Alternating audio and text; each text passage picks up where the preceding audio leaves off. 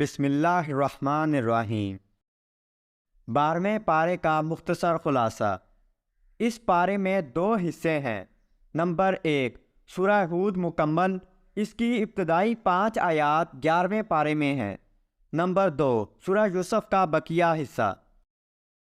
سورہ ہود میں 4 باتیں یہ ہیں۔ نمبر 1 قرآن کریم کی عظمت۔ نمبر 2 توحید اور دلائل توحید۔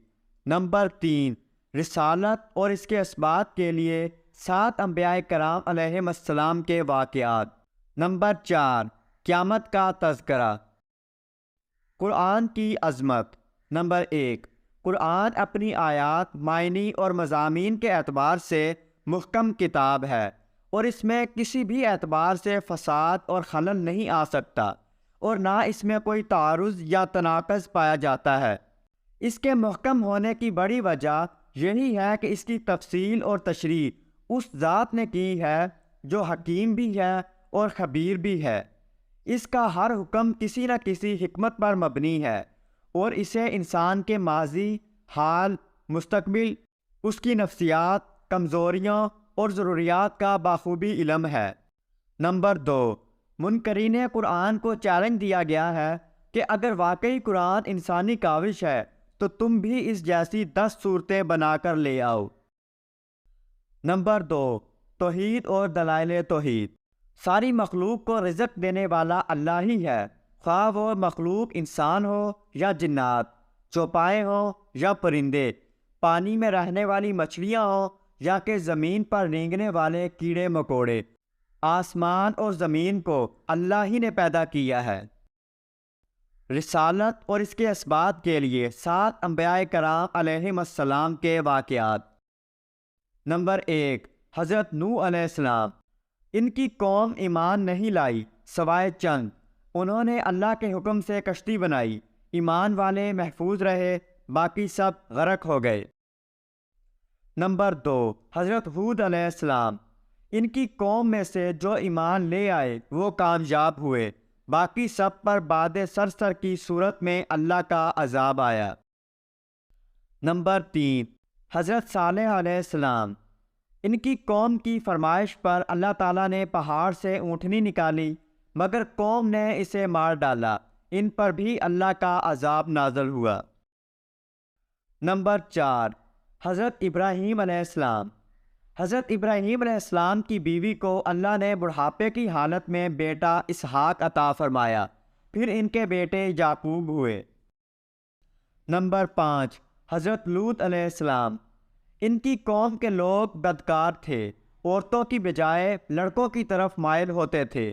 کچھ فرشتے خوبصورت جوانوں کی شکل میں حضرت لوط علیہ السلام کے پاس آئے، ان کی قوم کے بدکار لوگ بھی وہاں پہنچ گئے۔ حضرت لوط علیہ السلام نے انہیں سمجھایا کہ لڑکیوں سے شادی کر لو، مگر وہ نہ مانے، ان پر اللہ کا عذاب آیا، اس بستی کو زمین سے اٹھا کر الٹا دیا گیا اور ان پر پتھروں کا عذاب نازل کیا گیا۔ حضرت شعیب علیہ السلام۔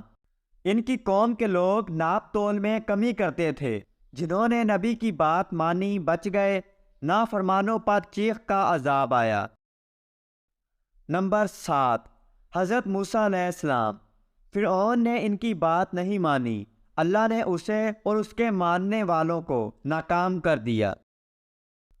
ان واقعات میں ایک طرف تو عقل، فہم اور سمع و بصر والوں کے لیے بے پناہ عبرتیں اور نصیحتیں ہیں، اور دوسری طرف حضور اکرم صلی اللہ علیہ وسلم اور مخلص اہل ایمان کے لیے تسلی اور ثابت قدمی کا سامان اور سبق ہے۔ اسی لیے یہ واقعات بیان کرتے ہوئے آپ کو استقامت کا حکم دیا گیا ہے، جو کہ حقیقت میں پوری امت کو حکم ہے۔ استقامت کوئی آسان چیز نہیں ہے، بلکہ انتہائی مشکل صفت ہے جو اللہ کے مخصوص بندوں کو ہی حاصل ہوتی ہے۔ استقامت کا مطلب یہ ہے کہ پوری زندگی ان تعلیمات کے مطابق گزار دی جائے جن کے مطابق گزارنے کا اللہ نے حکم دیا ہے۔ قیامت کا تذکرہ۔ روز قیامت انسانوں کی 2 قسمیں ہوں گی۔ نمبر 1 بدبخت لوگ۔ نمبر 2 نیک بخت لوگ۔ بدبختوں کے لیے ہولناک عذاب ہوگا۔ جب تک اللہ چاہیں گے حالت کفر پر مرنے والے ہمیشہ ہمیشہ کے لیے جہنم میں رہیں گے۔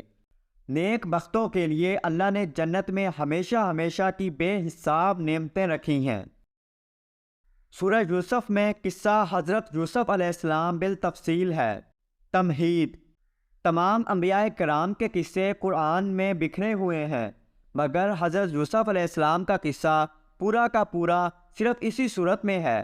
دوسری صورتوں میں ان کا نام تو آیا ہے، مگر قصہ تھوڑا سا بھی کسی اور صورت میں مذکور نہیں ہے۔ حضرت یوسف علیہ السلام کا قصہ ہمارے نبی علیہ السلام کی مبارک زندگی کے بہت زیادہ مشابہ ہے۔ آپ علیہ السلام کے بھی قریشی بھائیوں نے آپ سے حسد کیا، آپ کو مکہ چھوڑ کر جانا پڑا۔ حضرت یوسف علیہ السلام کنویں میں رہے، آپ علیہ السلام غار ثور میں رہے۔ وہ مصر گئے، آپ مدینہ گئے۔ آپ وزیر بنے، آپ پہلی اسلامی مملکت کے حاکم بنے۔ بعد میں بھائی ان کے شرمندہ ہو کر آئے۔ آپ کے سامنے بھی فتح مکہ کے موقع پر سب نے گردنیں جھکا لیں۔